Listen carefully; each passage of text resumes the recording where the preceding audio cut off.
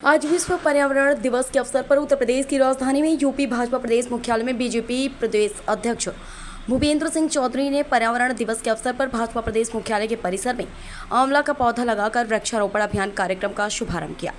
प्रदेश अध्यक्ष के वृक्षारोपण के बाद प्रधानमंत्री नरेंद्र मोदी की 11 साल के कार्यकाल पूर्ण होने पर अब यूपी भाजपा प्रदेश भर में एक अभियान के तहत वृक्षारोपण अभियान को चलाएगी।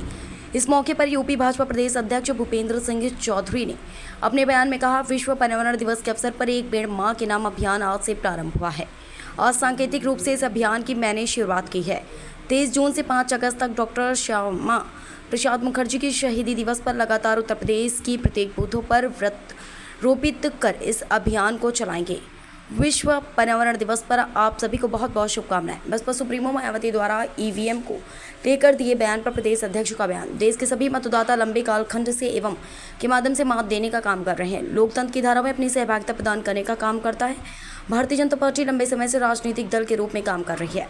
20-25 सालों से एवं का इस्तेमाल हो रहा है एवं पर सवाल उठाए विपक्ष का एजेंडा है। अगर वह जीतेंगे तो अपने पुरुषार्थ पर कोई चर्चा नहीं करेंगे, अगर चुनाव हारेंगे तो सरकारी मशीनरी और चुनाव आयोग पर सवाल उठाएंगे।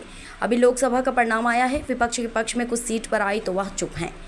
विधानसभा चुनाव आएगा, फिर सवाल खड़े करेंगे। अयोध्या में प्रभु श्री राम के परिवार के साथ विराजमान होने पर प्रदेश अध्यक्ष का बयान। यह हम सभी के लिए आस्था और विश्वास की बात है और सभी कुछ भारतीय जनता पार्टी के कालखंड में हो रहा है। अयोध्या में जो हमारी विरासत है उसको लेकर प्रभु श्री राम को लेकर आगे बढ़ रहे हैं। मायावती तो पुरानी घटना याद होगी, मुंबई में आतंकी हमले हुआ करते थे। आज के समय में कोई भी आतंकी घटना होती है तो उसका मुंहतोड़ जवाब दिया जाता है। आतंकवादियों की सरगना और आतंकवादियों को उनकी भाषा में जवाब दिया जाता है। लोगों की देश की आस्था से जुड़ा विषय है और मुझे ये गर्व की बात है कि ये सब मोदी जी और योगी जी के कालखंड में हुआ है और कहीं ना कहीं हमारी जो परंपरा है, हमारी संस्कृति है, जो हमारी विरासत है, उसको लेकर हम लोग आगे बढ़ रहे हैं। पहलगाम की घटना को लेकर के भी उन्होंने मायावती ने एक सवाल खड़ा किया है कि हमारे देश की सीमाएं जो है वो सुरक्षित नहीं, इसलिए लगातार ये घटनाएं हो रही हैं। अब मायावती जी को अभी तत्कालिक घटनाओं का ध्यान रहा होगा। आप पुराने अगर इतिहास में जाएंगे तो किस प्रकार से मुंबई में हमले हुए, किस प्रकार से देश के अनेकों भागों में बम विस्फोट हुए और किस प्रकार से कहीं आतंकवादी घटनाएं लगातार होती थी।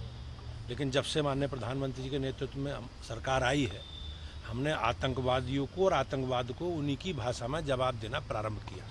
सर, आज सीएम योगी एक बार फिर से ईवीएम पर सवाल खड़े किए हैं कि जब तक ईवीएम रहेगी तब तक भाजपा जीतेगी, जिस दिन ईवीएम हट जाएगी भाजपा जीत जाएगी। कैसे देखते हैं इसको?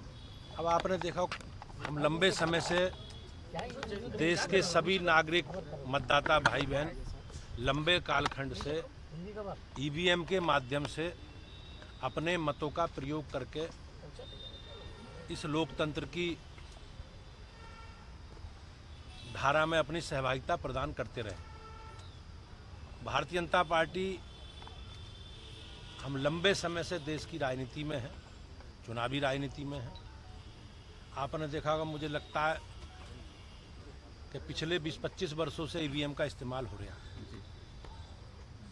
2002 के चुनाव, 2007 के चुनाव, 2009 के चुनाव, 2012 के चुनाव, लंबे कालखंड तक ईवीएम से हुए हैं और अब तक हो रहे हैं। ये विपक्ष का एक एजेंडा है कि जब जीतेंगे तो अपने पुरुषार्थ से जीतेंगे, उसकी कोई चर्चा नहीं करेंगे। जब हारेंगे तो ईवीएम, सरकारी संस्था, सरकारी मिशनरी सबको दोषारोपण करेंगे। मेरा सभी विपक्षी दलों के नेताओं से आग्रह है कि अभी लोकसभा चुनाव के बाद 4 विधानसभाओं के चुनाव हुए तो 4 में 3 में भारतीय जनता पार्टी एनडीए को बढ़त मिली है और 1 में झारखंड में कांग्रेस समर्थित गठबंधन को बढ़त मिली है। अभी आपने लोकसभा के चुनावों के परिणाम देखे, उत्तर प्रदेश सहित देश में जिस प्रकार के परिणाम आए, तो उस समय तो किसी ने देश के किसी भी विपक्षी दल ने ईवीएम की भूमिका को लेकर प्रश्न नहीं खड़े करे।